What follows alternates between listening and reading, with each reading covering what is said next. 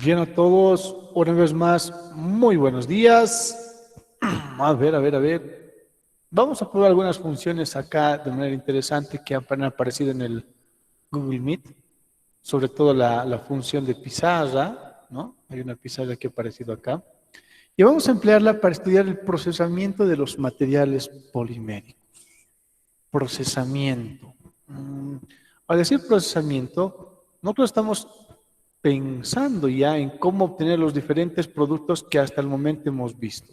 Sabemos que los polímeros son este tipo de cadenitas, ¿no? ¿Qué tipo de estructura tienen los polímeros, estimado Edmar? ¿Estructura cristalina o amorfa? Amorfas. Amorfas, ¿no es cierto? A diferencia de los metales, los átomos no forman estructuras, no forman cristales, es amorfo.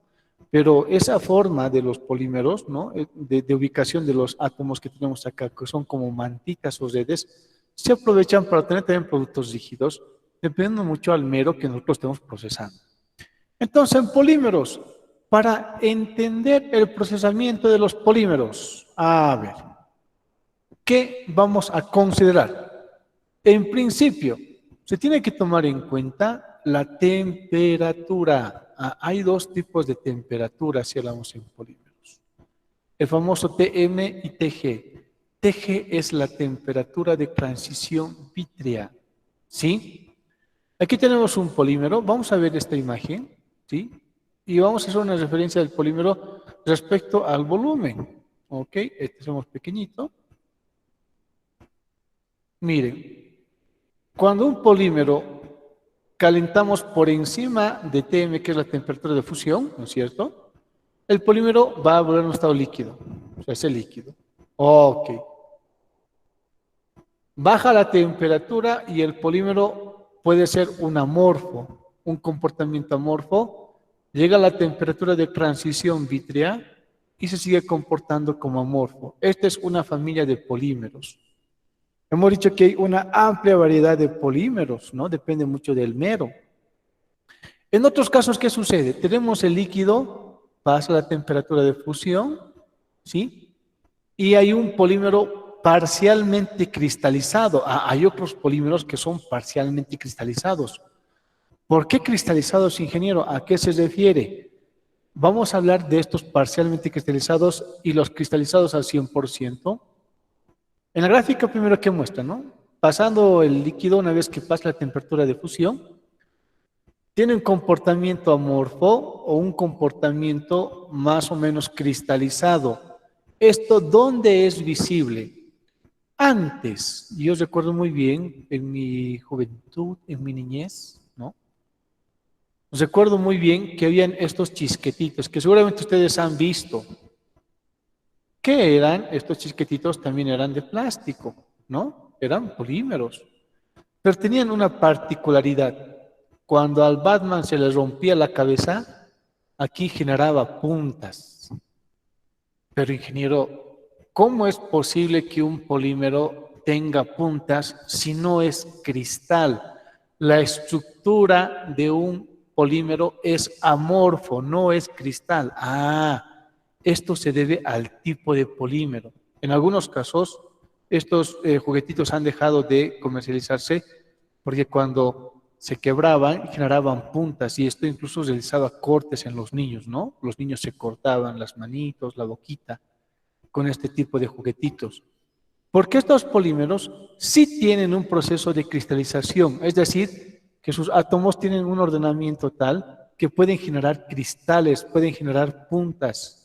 Entonces, hay polímeros que son completamente amorfos y hay polímeros que pueden estar parcialmente cristalizados o ser 100% cristalizados. ¿Dónde está la diferencia? En estas dos temperaturas.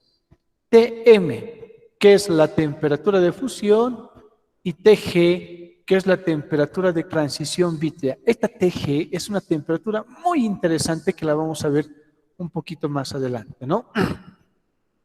Tenemos aquí otra grafiquita. Y en esta grafiquita tenemos el valor de, en este caso, E, que es el esfuerzo. Sabemos que el esfuerzo no es nada más que la relación de fuerza sobre área. Cuando hablamos de la temperatura de transición vítrea, ¿no? Por debajo de la temperatura de transición vítrea, necesitamos mucho esfuerzo. A medida que vamos calentando el polímero, pasamos de la transición vítrea a la temperatura, en este caso de fusión.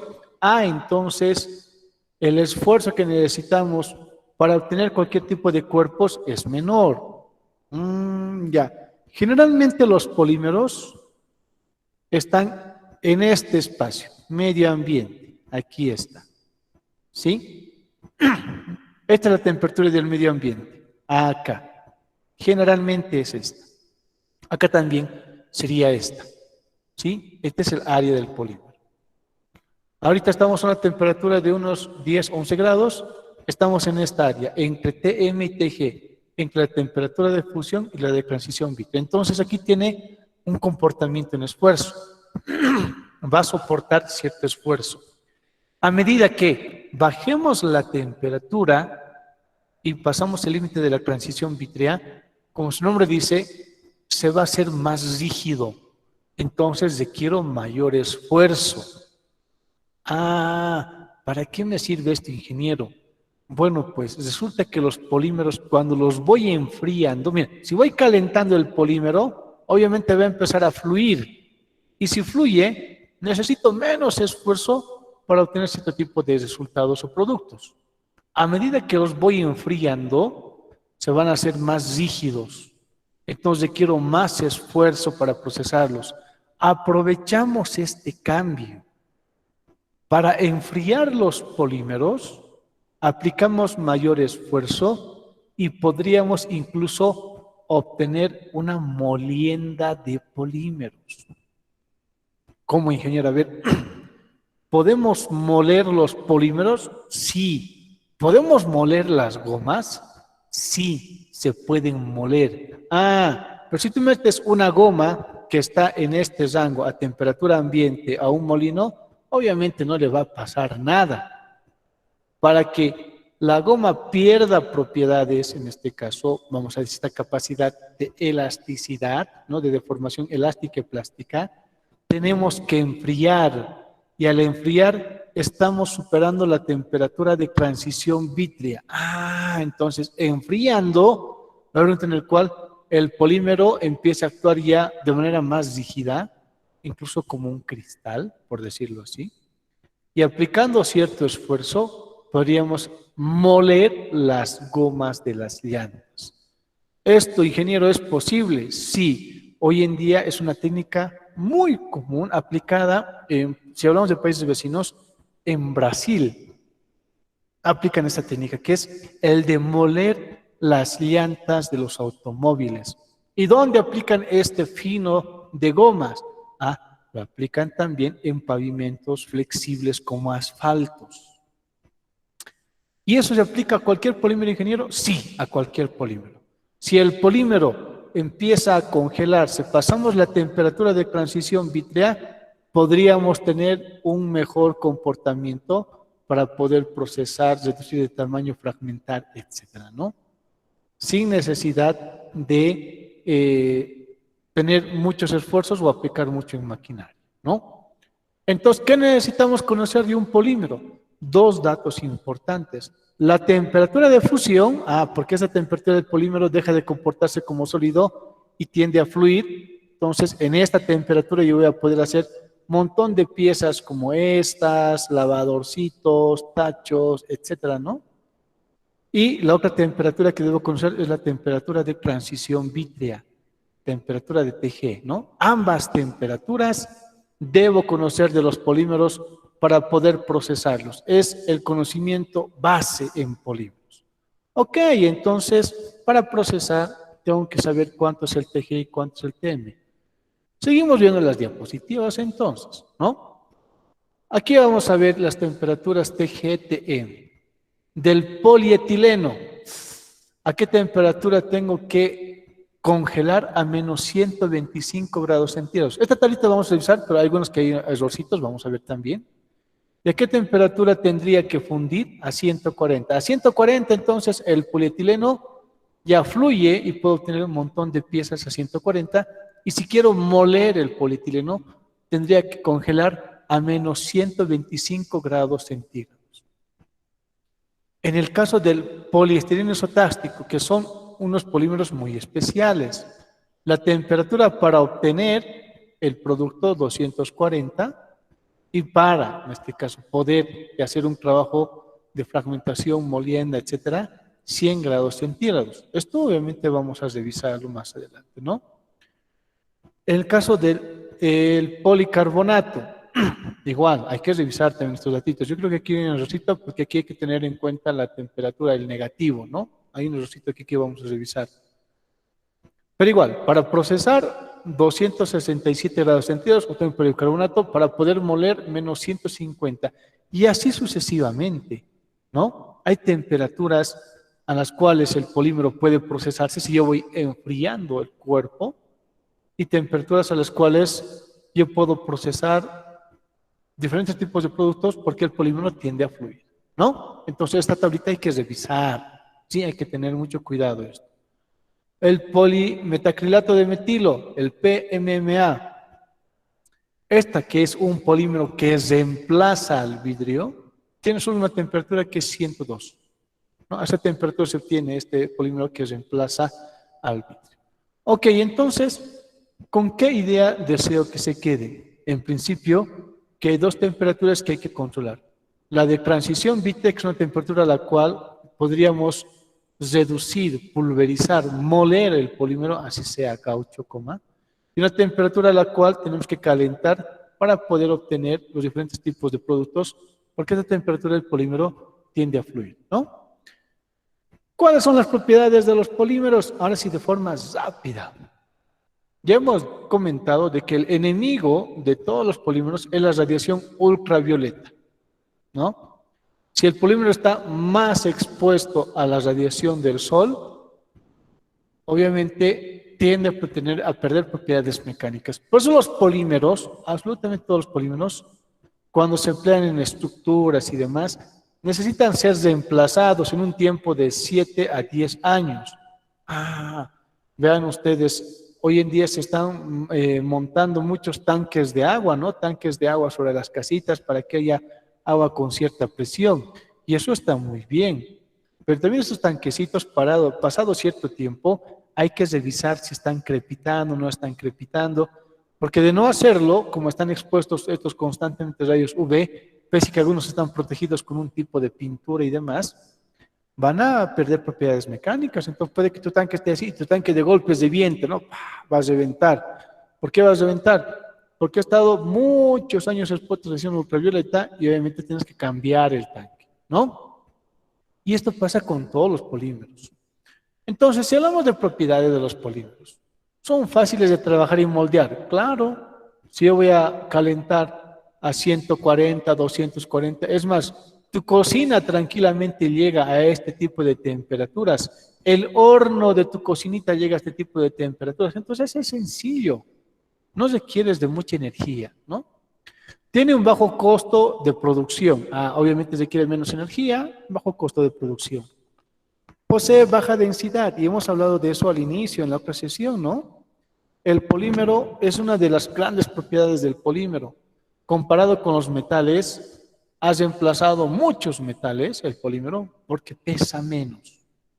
Suele ser impermeable, en su gran mayoría la propiedad de barrera, es decir, evitar que salgan las propiedades del fluido hacia el exterior o viceversa, es un muy buen material, el polímero, para contener diferentes tipos de productos.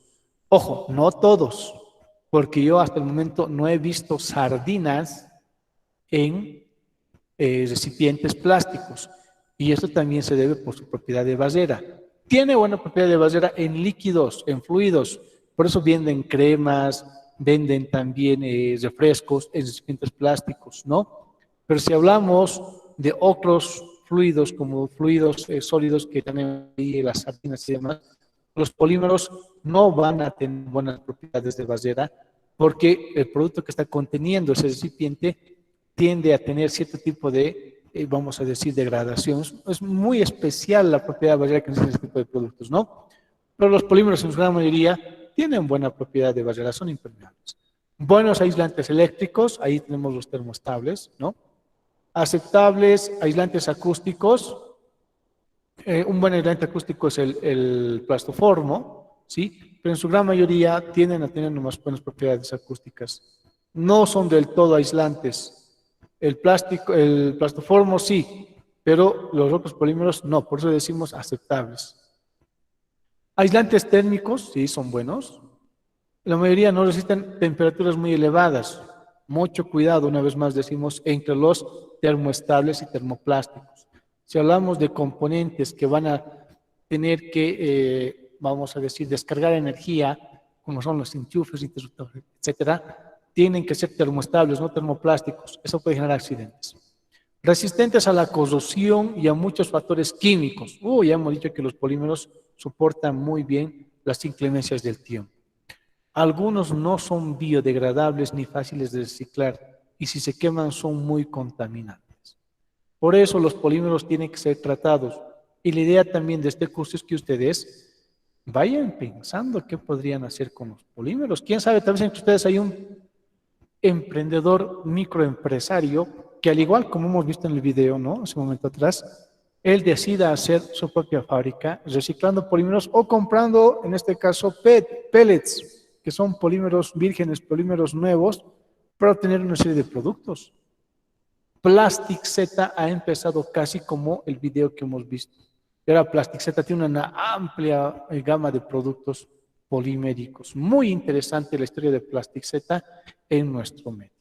Ok, como ya hemos visto las propiedades, vamos a observar ahora el procesamiento. Y podemos reducir el procesamiento, vamos a crear aquí nuestra flechita, ya, ahí está nuestra flechita. En estos grandes grupos, las principales técnicas de transformación de los polímeros, ¿cuáles son? Extrusión, inyección, moldeo por soplado, moldeo rotacional, moldeo por compresión, termoconformado. Estas son las técnicas más comunes para la obtención de los diferentes productos en polímeros, ¿no? Ahora vamos a ir a la red. Cuando hablamos de extrusión de polímeros, ¿no? ¿A qué nos estamos refiriendo? Ahora sí voy a mostrar, temporalmente vamos a irnos ahora a la red, vamos a dejar de presentar y nos vamos a ver esto que quiero mostrar acá a ustedes. Extrusión. Es el mismo trabajo que ustedes han observado en el procesamiento de ladrillos. ¿Sí? Es un tornillo sin fin. Y aquí vamos a ir viendo esto. Voy a ir a esto, voy a limpiar. Voy a tener mis lapicitos y voy a hacer lapicitos. Ok, en principio, ¿no? En proceso de extrusado, ustedes pueden ampliar, voy a intentar ampliar, ok, estoy ampliando un poquito más para que ustedes puedan ver. Tenemos acá, dice, tolva, pellet plásticos, ya. Ojo, los polímeros son pellets. ¿Qué son los pellets? Los pellets son como arrocitos. Los plásticos antes de ser procesados vienen así como arroz. Los pellets son arroz. Es un arrocito y este arrocito obviamente se introduce a la máquina. Estos son los pellets. Y este arrocito por este tornillo sin fin va a ir empujando. Ya. Va a haber una zona de calentamiento. Aquí está. Calentadores y obviamente necesitamos medir la temperatura, las termocuplas, ¿no es cierto? En esta zona, al calentar esta partecita, lo que estamos haciendo es llevar el polímero a su TM, la temperatura de fusión, ¿no es cierto? Va a fluir, lo que era sólido, aquí se hace en un estado semipastoso, aquí ya va a estar calientito, va a empezar a fluir mejor, y esto va a generar un proceso extrusado. Los productos largos, como los diferentes tubos, mangueras, cañerías, etcétera, se obtienen por este proceso, procesos de extrusión en polímeros. se obtienen por ese proceso. ¿Sí? Ahora, para la obtención de diferentes productos, tubos cuadrados, tubos de sección circular, perfiles para ventanas, etcétera, ¿de qué depende? Del cabezal. Entonces el cabezal, que es en este caso la matriz para obtener los diferentes tipos de productos largos, es lo que va a definir, ¿no?, el proceso en sí. Este es el proceso de extrusión. Una moledora de carne que va a tener elementos que van a calentar acá, generalmente son resistencias. Las resistencias de planchas, para que tengan en cuenta más o menos, se emplean en este área, calienta acá. La idea es que el polímero que aquí está sólido se vaya ablandando, ablande más y empiece a fluir, y una vez el fluido ya empiece a producirse el producto largo. ¿Ok? Bien, eso en cuanto a los polímeros o el proceso de procesamiento por extrusión. ¿Qué pasará con inyección? A ver, vamos a ver en inyección.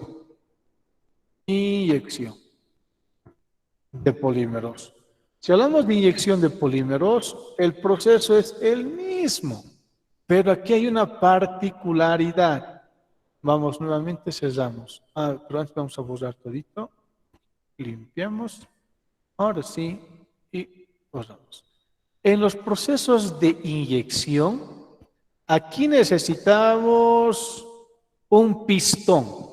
Es lo mismo. Por aquí vamos a meter los pellets a la tolvita. Ya saben que son como granitos de arroz, ¿no? Introducimos los pellets. Aquí también se va a producir, en esta zona se va a producir el calentamiento. ¿Sí? En esta zona el calentamiento. Igual es un tornillito sin fin, ¿no? Pero una vez que ya está caliente, en toda esta parte tenemos el pellet que está fluido, activamos el pistón y el pistón va a empujar. Pero empuja de golpe, empuja de golpe. Y esto, obviamente, todo este fluido que está aquí va a ingresar al molde para obtener esta piecita. ¿Sí? Entonces esperamos a que el pellet vaya calentando, aquí se va juntando, ya tenemos aquí el estado líquido, tenemos ya cierto volumen en estado líquido y el pistón empuja, es decir, se inyecta el fluido del polímero y tenemos el producto ya terminado. Esos son los procesos de inyección, ¿sí? Parecido al de extrusión, sí, muy parecido, pero en inyección, ¿no?, tiene esas etapas. Obviamente también depende mucho del calentamiento. Aquí tenemos otro también. Aquí tenemos la inyección va por dos lados, porque esta va a ser la zona de calefacción. Las formas de calentar, acá, vamos a ver, ¿no?, las formas de calentar los pellets, estas formas, depende única y exclusivamente del sistema, generalmente suelen ser eléctricos. Pero ¿puede ser calefacción a gas, ingeniero? Sí, pueden ser, pueden ser. Entonces, ¿qué necesito yo para fabricar mi extrusor, ingeniero, o mi inyectora?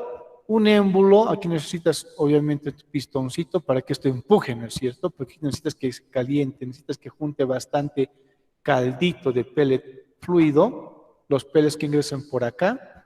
Y una vez que tengas el caldo fluido, empujas el pistón y va a inyectar el molde, obviamente a presión, ¿no? Aquí estos moldecitos generalmente son de aluminio. Entonces yo soy ingeniero de hacer moldes de aluminio. Entonces tienes el conocimiento para hacer este tipo de herramientas. Uno de sus compañeros, el señor Carlos, que ya ha egresado, está justamente trabajando con este tipo de procesos, ¿no? Ese es su proyecto de grado, el hacer unas baldosas de alta resistencia. Muy interesante, me está ayudando, bueno, me está permitiendo que yo le ayude en la parte de tutoría, pero las herramientas por completo, incluso el equipo de extrusión y demás, las está fabricando él. ¿Sí? Bien, a ver, limpiamos esto momentáneamente. El otro proceso que dijimos es moldeo por soplado. Aquí pondremos. Moldeo por soplado de polímeros. Este moldeo por soplado es el característico de las botellas. En las botellas, todos los recipientes que involucra, ¿no? Volúmenes vacíos al interior, es por soplado. Entonces, ¿qué se hace? Aquí tenemos dos modelitos. A ver, en un modelito, a ver, vamos a intentar poner esto acá, tal vez esto, para que se vea mucho mejor, ok. Ahora sí. Lo que se hace en principio es tener una matriz base. Aquí la matriz base es como un tubito de ensayo. Tenemos este tubito. Lo primero es eso. Hacemos por un proceso de inyección. Ojo, aquí tenemos procesos combinados. Por inyección obtenemos un tubito de ensayo. Es un tubito de ensayo. Este tubito de ensayo que tiene aquí su rosca y todo eso, ¿no? La rosca y demás. Aquí estamos un poquito exagerando, pero aquí ya se ve mucho mejor, ¿no? Es un tubito de ensayo. Después de tener el tubito de ensayo, se introduce a otro recipiente que tiene ya la forma de la botella. Entonces, por la parte superior se va a inyectar aire caliente, por la parte superior. Obviamente, este tubito de ensayo se va a inflar, pero no se va a inflar de forma desproporcionada, se infla en proporción al molde que quiero obtener. Ah, ya, yo quiero tener un tubito o una botella cuadrada. Ah, ya, entonces el modelo es cuadrado. Una botella circular, pero como las botellas de Fanta quiero que tenga vasiguita o cinturita al medio, etcétera. Puedes hacer lo mismo, ¿sí? Entonces, para procesos de soplado, es la combinación de dos procesos. Uno, la inyección para obtener justamente el tubito de ensayo, lo que vamos a soplar. Y segundo, el soplado que se realiza cuando inyectas aire caliente al interior de este recipiente para obtener el producto. ¿Sí? Para obtener el producto. Hasta aquí, dudas, preguntas, consultas. Está clarito, ¿no? Sí, Muy bien. Inge. A ver, entonces vamos a ver el otro proceso. ¿Cuál es el otro proceso? Moldeo rotacional. Moldeo rotacional.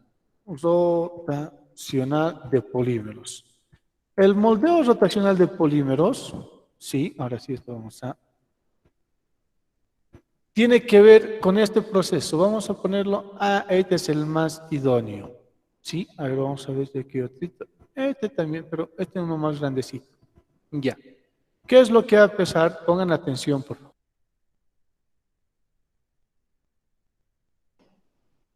Lo que tenemos acá es un producto. Ustedes, a ver, voy a buscar uno que pueda verse un poco mejor, tal vez este. Ah, ya, este está viendo un poco mejor. Muy bien. Vamos a nuevamente poner esto y limpiamos un poquito. Ok, listo. Primero, tenemos una matriz, ya, generalmente metálica. La matriz es una matriz metálica. Se deposita el pellet, aquí, como ven aquí, ¿no? En la mitad de la matriz. Cerramos la matriz por completo. Aquí puede ser con un sistema de pernos, ¿no? De forma temporal. Y empieza a girar. Este elemento va a girar en todas las direcciones horizontales y verticales. Una serie de giros. Pero como es una matriz metálica, también empieza a calentarse. Ah, entonces como está girando, estos pellets en polvo se van a ir depositando formando una pared. Claro, si está girando en este sentido y en este sentido y está calentando, el polímero se va a ir pegando a la pared de la matriz metálica. Y una vez que termine su ciclo, que más o menos suele ser entre 30 a 45 minutos, descargamos, abrimos y obtenemos el recipiente. Pero estos son para obtener recipientes grandes, ¿sí? Productos bastante grandes.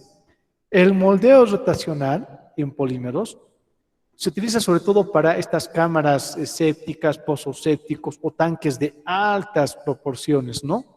La idea es trabajar exclusivamente con productos polvos, ¿no? En una matriz metálica que calienta y una vez calentada el polímero se va a ir obviamente desparramando, por decirlo así, o disgregando en toda la pared y a la vez va uniendo polímero con polímero, obviamente el polvo va formando una pared, es parecido al trabajo en barbotina, pero esta pared es uniforme debido al movimiento rotacional. Clave de este proceso es el movimiento. Si el movimiento rotacional es bastante homogéneo en todos los ejes, la pared que se va a formar del producto obviamente tiene buenas propiedades. Va a ser también una pared homogénea, ¿no? Aquí vamos a ver otro ejemplito, a ver, de este moldeo rotacional. A ver, ¿dónde estamos? Bueno, vamos a ver un videito más adelante también de esto para que puedan verlo ustedes. Pero el trabajo es el mismo, ¿sí? Igual, cargamos el polvo al molde, empieza el giro en los ejes X y Y, ¿no? Tiene que ser un buen cantidad de giros. Obviamente calentamos el molde, esperamos a que enfríe y retiramos el producto. Repito, esto es para productos de amplio volumen, con un volumen bastante apreciable. Y para ir terminando, veremos el moldeo por compresión. Aquí pondremos esto. Borramos esto. Y moldeo por compresión de polímeros. Por compresión de polímeros. Esta es la técnica. Obviamente, como ustedes ya saben qué es el prensado, es lo mismo, por compresión. Tenemos nosotros aquí los productos. Los pellets se ponen en este lugar. Ojo, no solamente pueden ser pellets, porque con esta técnica se trabaja mucho en el ciclo de polímeros. Vamos a ver un videito más adelante, demostrar de cómo se hace esto, ¿no? Tienes acá los pellets, aquí tienes justamente el contramolde, el molde, el contramolde, la caja o la espiga, ¿sí? El contramolde hace presión, obviamente aquí es necesario aportar calor y tenemos el producto o la pieza moldeada. También puede darse el caso de que aquí el pellet que conozcas ya esté calentado y eso se utiliza sobre todo en procesos de reciclado. Esto ya está calentado, ya está caliente, entonces esta masa la depositas acá, haces la compresión y obtienes el producto. ¿Sí? Bien, todos esos son los procesamientos de polímeros. El único que nos falta hablar es el termoconformado, pero hasta esta parte ya podemos entender nosotros cuáles son las diferentes técnicas para el procesamiento. Las más conocidas, obviamente, porque de seguro que en este momento hay algún ingeniero que está pensando en otra técnica para procesar polímeros, ¿no? Las más conocidas son estas, y como ustedes han visto, aquí juega un papel importante la temperatura de fusión, y si quiero reciclar, pulverizar, moler los polímeros, la temperatura de transición. Ok. ¿Dudas, preguntas, consultas?